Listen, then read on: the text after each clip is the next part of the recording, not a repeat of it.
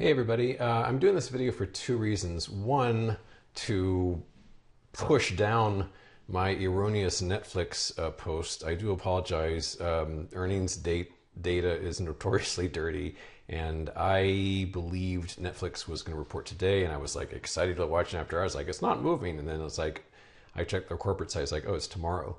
So I do apologize for that. I did cover it just at an abundance of caution, though perhaps a day early. And the funny thing, of course, they're going to report, and then it's a 3-day weekend.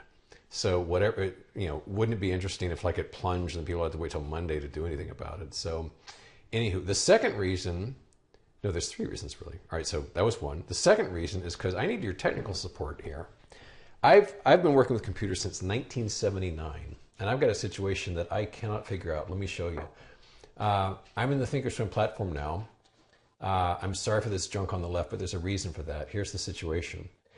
This is in full screen mode, and I don't want that actually. I don't usually record things this big, but the thing is, if I go to kind of a standard screen on this, this is all I get, literally. This scroll bar, that's all that's left.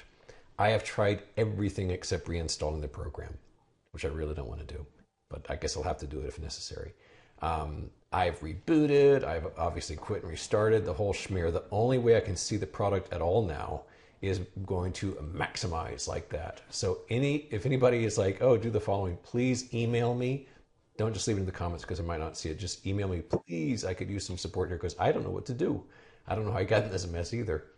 So having said all that, the third reason is I did want to talk a bit about the market, and this is such a huge recording size-wise. I'll make it quick because the size of the data is just too much, and little Dukey's messing around with my desk here. So, right, Duke.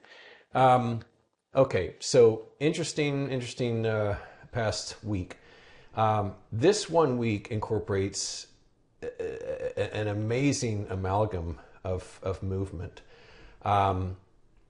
What we have, of course, is the kind of surrender of the whole.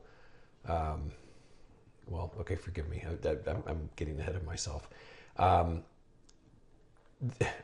Really, forgive me. The past 2 weeks have been like 2 years. It really has been like 2 years, and it's becoming a blur at this point.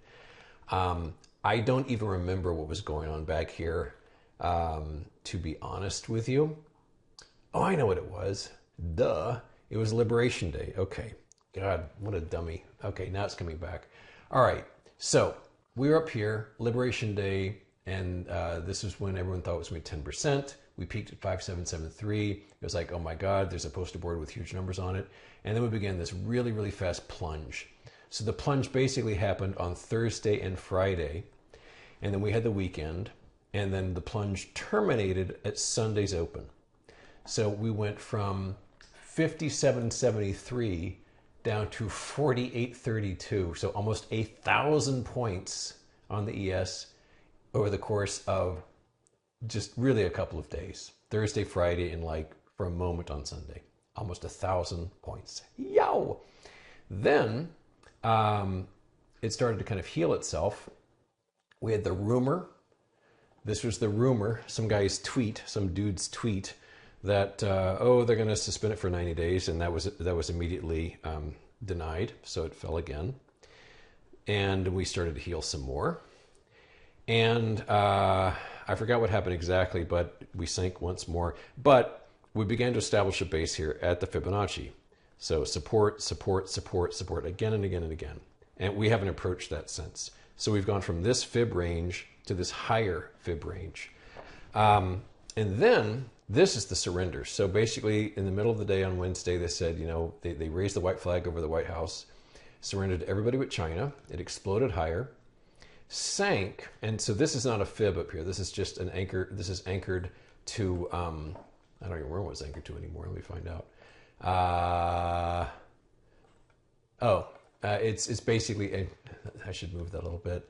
It's anchored to the to basically the peak of the surrender, and then we fell again, and then we started pushing higher, and then On this most recent weekend, of course, was the utter capitulation where even China was let off the hook.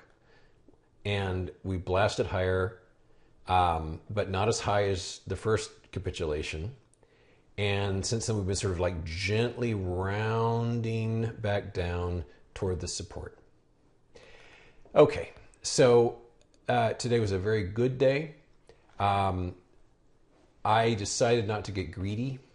So for once in my life, I took some profits at a good time. So down here, I still have a ton of positions, but down here I covered my two biggest ones. I covered my diamond and I covered EFA. But I'm still very short right now. 34 positions, I believe. So I'm going to wrap up real quick here. I don't have any ingenious conclusions for you, but I'll just say a couple of very broad things. One more trading day left before the big Easter weekend is before us. I'm quite short, but not insanely short like before. So I've gone from like 180% to like 120%. Because today was just too good a day. It felt too good. I wanted to take some profits. I'm still in 34 different positions. Most of them, smallish. Keep things spread out. And I've got to tell you, looking at the broad indexes, I think we may just be at the beginning of a very big move down, which sounds contradictory since I covered diamond and EFA, but I'm in all this little bitty stuff. And I look at the big indexes, I look at the daily charts, and I think we're only just resuming. That is wave 3 of 3. That is what it seems like to me.